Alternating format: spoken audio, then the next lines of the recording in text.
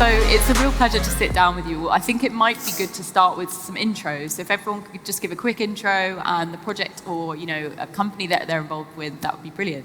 Alexandra, do you want to start? Absolutely. Thank you so much for letting us be here. So my name is Alex. I'm the founder and CEO of Thrilled Labs. You might have seen our empty booth right there, just because we still have to set everything up. Fundamentally, what we're doing is that we've built a free and open access business solution for everyone who's professionally involved with the Web3 space. So perhaps you are a founder, perhaps you're a professional investor, perhaps you are deaf, perhaps you are a freelance lawyer in the space. It doesn't matter. You're welcome to join our platform. That is, again, free and open access, and it also works as an official networking solution during events. And you can almost consider it a bit as the Tinder for the Web3 space, really, but then, of course, ethical and transparent. And my background, for the rest, is in the social sciences mostly. Thank you. Thanks, Alexandra. Erika? Hi, good morning, or GM. I'm Erika Wykes Sneyd. I now run the Adidas 3 Stripe Studios, which is focused on Web3 gaming and on-chain experiences for the world's most iconic brand. So that's my front hustle. Amazing. GM, everyone. My name is Ashton, also Cashton.eth on all the socials and things. Really happy to be here today. Thanks so much, Human, for putting on this great event. I run Zebu Live. It's a Web3 conference based in London that happens annually, just happened last month. It's going to be happening again next October. And part of FlighStory is the marketing agency focused in Web3 that runs the conference. So I've been working there for a few years now. That's what I do. Bon dia, my name is Ihara. I wear many hats. I will say that this is the first time that I will introduce myself as a founder. I'm working on a LMS for crypto, so we can all have a hub where we can learn, not only people to be on board, but also for professionals to expand their knowledge. Bon dia. I know you just heard from me, but I'm the founder of Women of Web3, and so we have sort of things like learning resources, job opportunities in Web3, and then in-person connections at events. Perfect. Well, Lauren, actually, I think it'd be great to start with a question around why is it important that we're having these conversations now in the nascent stages of Web3 about what it means to be human and the definition of human, within the space? Why now? Why now? I think, without meaning to hark back to my own keynote too much, I think it's important because we are still early. I know it's a phrase that gets bandied around a lot and it's starting to lose its meaning, but we genuinely are still early in this space. When you look at how many people, again, outside of our bubble, that actually understand what these products are and what's going on, there is this massive opportunity that we are still at the very small stages, and so anything that we do now to get things right will be scaled. So in terms of kind of democratizing this space in, events like this with, we've got Human Protocol, we've got Newconomics. Maybe, Ashton, you could tell us a little bit about the work that you do and how you ensure that people are coming to events who are interested and who are able to. What kind of concrete things are you putting in place so that we can make it as welcoming as possible? Yeah, definitely. Well, I think it's obvious I'm the only man on this panel, but it's important, I think, that I'm potentially here because it opens up the diversity of perspective. And I think what I try to focus on when I run Zebu Live and other events is welcoming in the right community partners, the right leaders, the right types of people that can then invite their own network. So that's a mix of Web2 brands, it's a mix of women leaders, African-American leaders, people from different underserved communities, and the different types of people that you might not necessarily think about, you have a bias around. So I'm trying to think about what types of people are on these panels and how can I open it up to the right leaders from different kinds of backgrounds. So I think it's just important of really focusing on who's going to be the best fit for this possible panel or this possible partnership or whatever, and just making sure that you're open to them inviting their own community, to bringing their types of people into your event or into your community, and really just opening up and being open to what people might want to bring onto it. For example, obviously, Lauren runs Women of Web3, and she mentioned that obviously there was an all-male panel at our conference, CB Live, and I thought, oh wow, I didn't even notice, because the potential bias that I have towards, not even noticing these things. So how can I create more opportunities for women to be on panels, for women to be in events, and just making sure that I'm open to change, and open to seeing that perspective. Yeah. But yeah.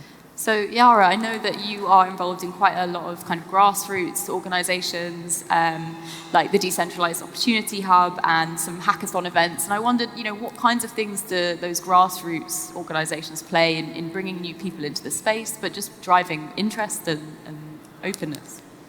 I believe in the importance on opening the game for everyone and bring communities they are historically left behind, and to bring the opportunities for people that wants to be involved and that wants to participate, but they don't know how. We were having this conversation yesterday about how 40% of the speakers of the Web Summit were women this year. At the same time, and I believe Lauren knows this, it's like women are receiving less than 3%, 2% of the VC funding that is around. So it goes beyond bringing, minorities and communities to the stage. It's actually to send funds, especially within women, where it has been proven that there are many studies that every dollar given to a woman is stretched longer than given funding to men, because we are just not used to have it, and we are naturally homemakers that had to administrate on a better way. So bringing grassroots communities, it creates a different environment that it brings diversity, and with that diversity, we can actually create products that are not just created for minorities, but they are democratizing the space. Yeah. So Erika, with Three Stripes Studio and Adidas, that was something, a decentralized company within a kind of very centralized organization. Yeah. What role did kind of diversity and inclusion play in the building of that? Yeah. I think what I can contribute to this conversation is let's take the business lens. You've all heard of Facebook, Amazon, who are the other FANG companies? Apple, Netflix, Google. The billionaires, the reason Bezos has 2 yachts, one for him to ride on and one for his toys, is because he built a business on Web 2.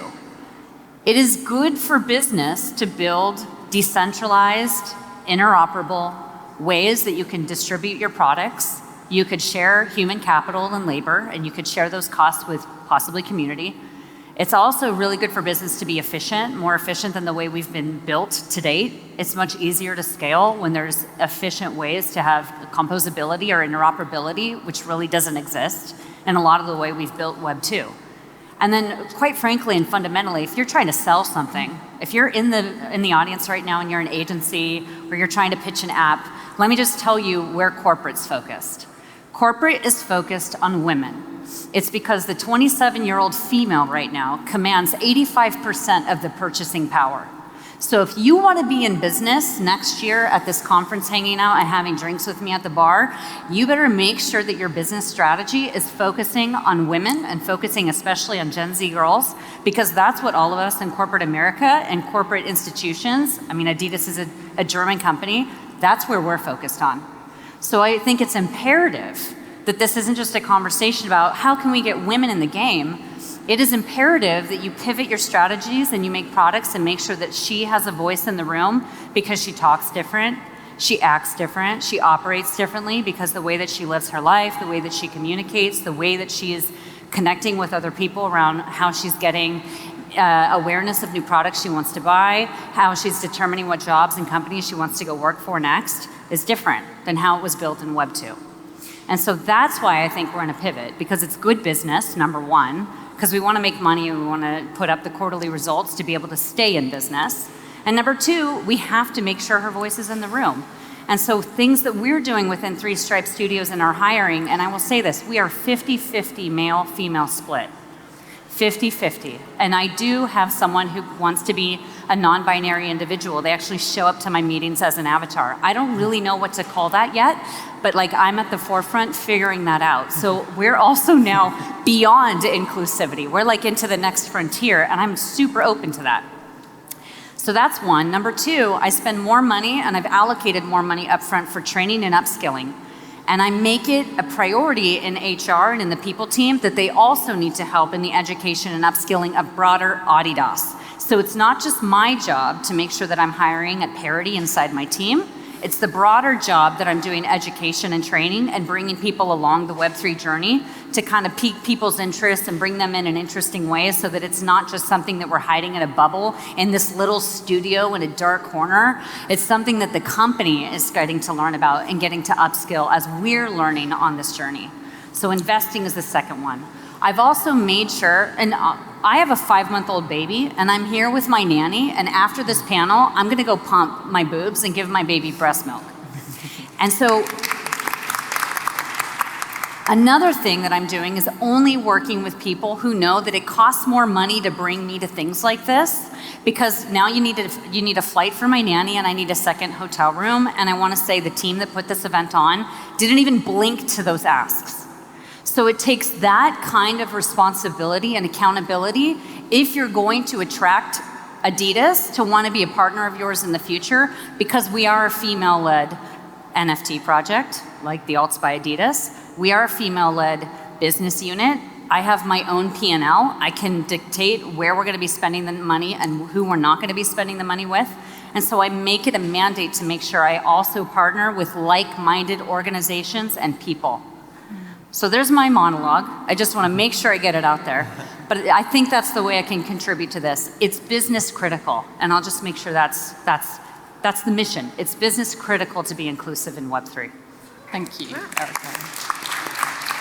So you mentioned, you were talking about, kind of partnerships and choosing the right partners. I'd be interested, Alex, your organization seems to really be around community. What kinds of, hesitancies or maybe encouragements do people need to kind of be more involved in this space? Oh wow, this is of course a super, obviously a very big discourse, right? So maybe it's important to mention that fundamentally I believe, yes, we're all in the space, right, to grow businesses, to make money, fiat or crypto, and to really grow, right, beyond Web3. We want to change, really, the world. But fundamentally, as we all know, we're also here because we want to seek other synergies, right? We want to find amazing partnerships. We want to merge communities. As you said, maybe people are looking for jobs in this space. And what I see, and that is, potentially also that really touches our platform, is that there's huge access barriers, not only in terms of getting more women involved globally, right? There's so many other access barriers as well. Where you live, as we all know, is so important for having the right connections in this space, for even joining this space. What I see personally, I mean, I'm not, so to say, living maybe very, very far from, Europe where the events are happening. I've been to a couple of events already in the last month or so, but I'm basically based in Italy, right, in the hills, and already that is like a small access barrier for me. It was at least to join the space a couple of years ago. And then imagine one of our interns, I mean, one of them is based in Turkey, one of them is based in South Korea, someone else is based in Nigeria, and we all are facing different challenges, right? In terms of financial resources, in terms of, do we know the right VCs? Perhaps we have a project that we want to build. And really looking at those access barriers and making sure that it doesn't really matter who you know in the space is for me incredibly important. Just because right now, if you have access to that accelerator, if you have access to that VC that you met at that event last week in Zurich, right? It very much determines your chances for success. And that is something that I personally really want to change by bringing everyone together in the Web3 space globally in an ethical and transparent way. And when I say, when I talk about ethics and transparency, it's probably important to mention that our platform, and I must say that honestly, it is built on the Web2 stack fundamentally.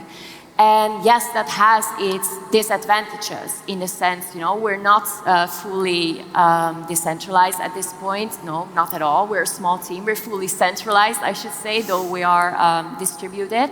But I don't think that is necessarily the problem right here. It's just with, political systems. One thing to have is a democracy or a liberal democracy. It's all about governance. Are you actually running your company in an ethical manner? Yes or not? And I don't have necessarily a problem with Web2 per se. We also see the big companies here being present.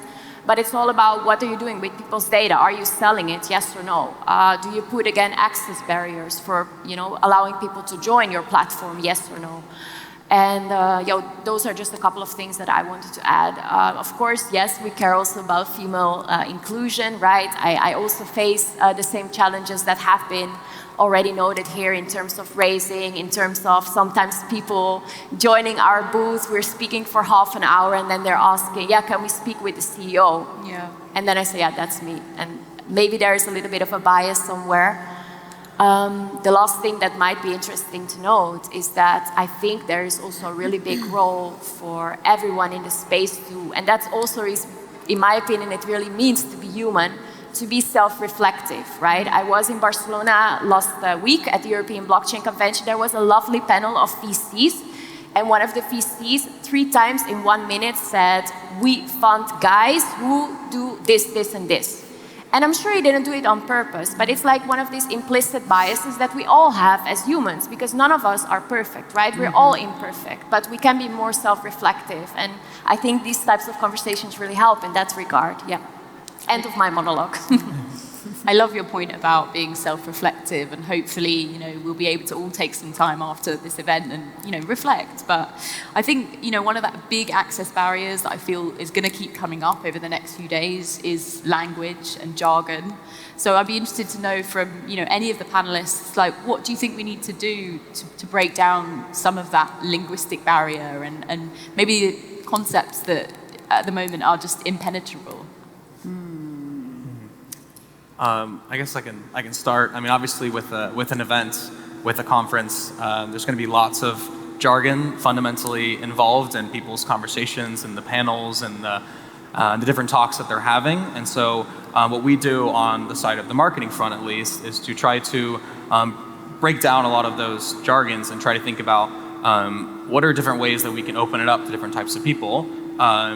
Stop using things like gaming, GameFi, this, that, but it's really about telling stories and showcasing real use cases and success stories that will actually help people understand, I'm taking this and how am I applying it to my business and what I'm building, and things like Jason's conversation earlier, resilience conversation, that's really important to be having.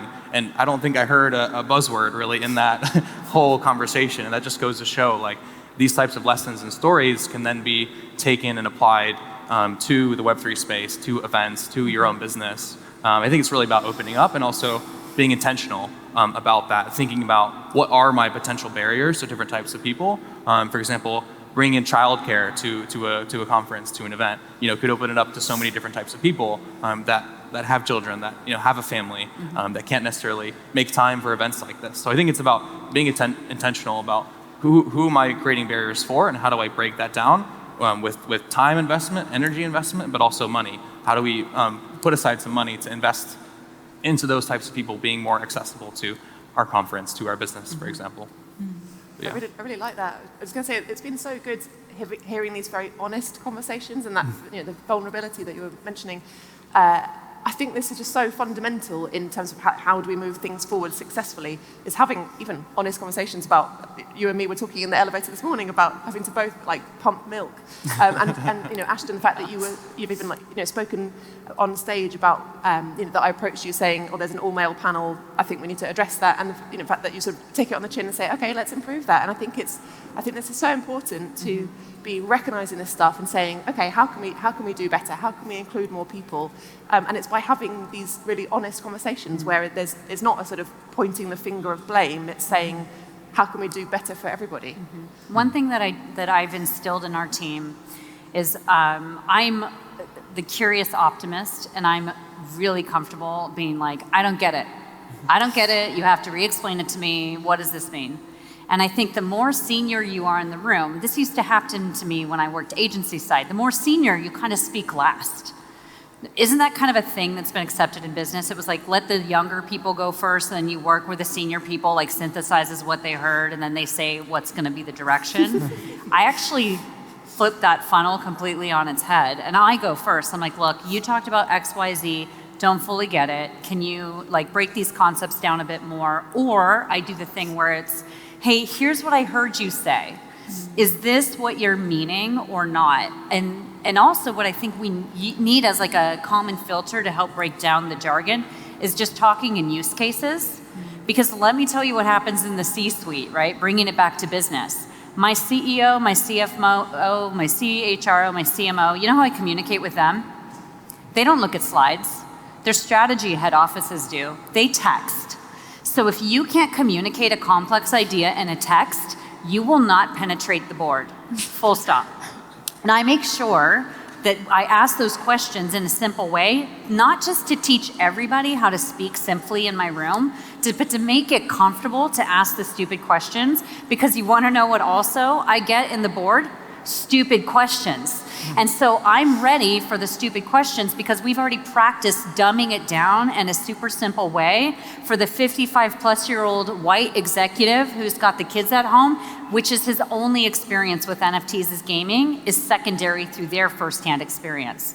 So you can steal that. Ask the questions, flip it back to them and say, hey, did you mean it like this?